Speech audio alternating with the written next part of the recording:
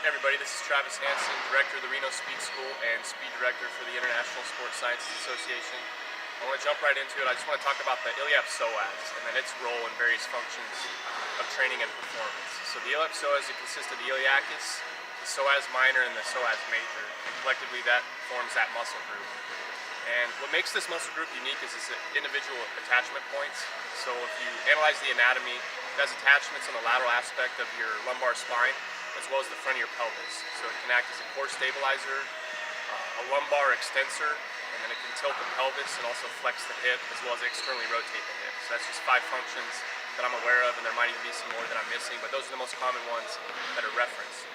So if we apply that information, let's look at it with its implications on injury prevention and then performance. So oftentimes people think that they need to just go stretch their psoas. But if you actually have somebody perform a psoas stretch, I linked an article on this that discusses that. Actually, I linked a few different articles that you can check out, but if the one from Mike Robertson, it goes over a specific psoas stretch that you can assess, as well as just the common Thomas test. People are they're gonna test negative, so they're gonna be flexible enough to be able to perform that without any limitations or any pain.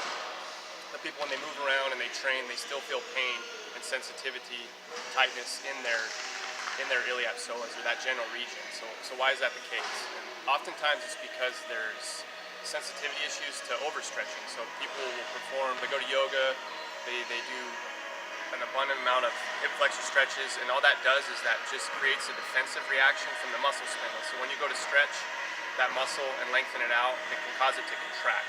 And what that does is it just causes tone, so too much tone or activity from your nervous system. So your nervous system's constantly feeding that tone. So that barbell rehab article that I linked below, that discusses that concept a little bit more in depth.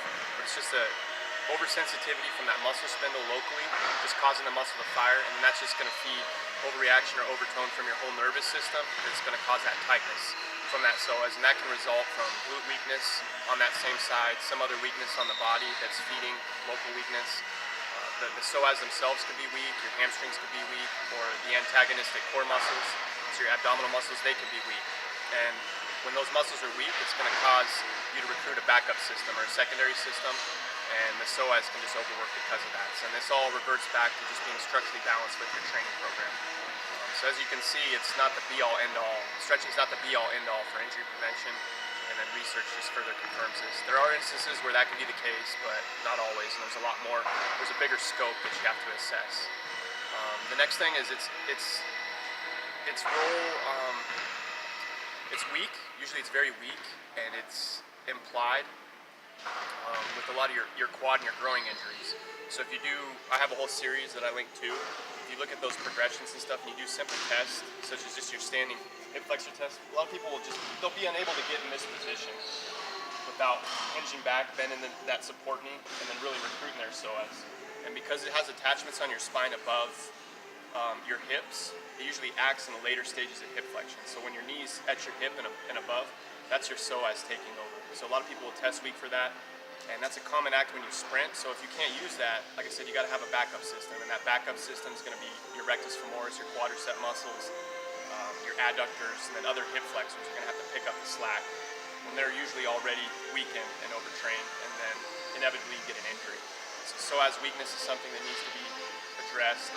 And direct training of your psoas is something that I think is completely underrated. So we've pretty much covered all the bases.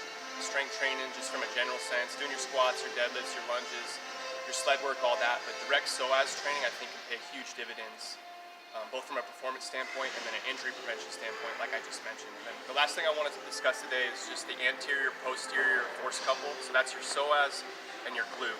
So that position that I just showed you, when you can elevate your leg more, you're going to feed your glute more. So these two, the whole body it's a cross system.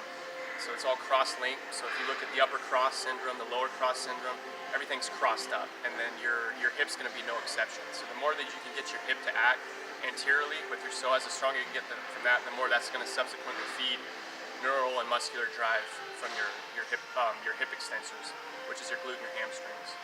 So that's it for today. I hope you enjoyed the segment, and I'll see you guys next time.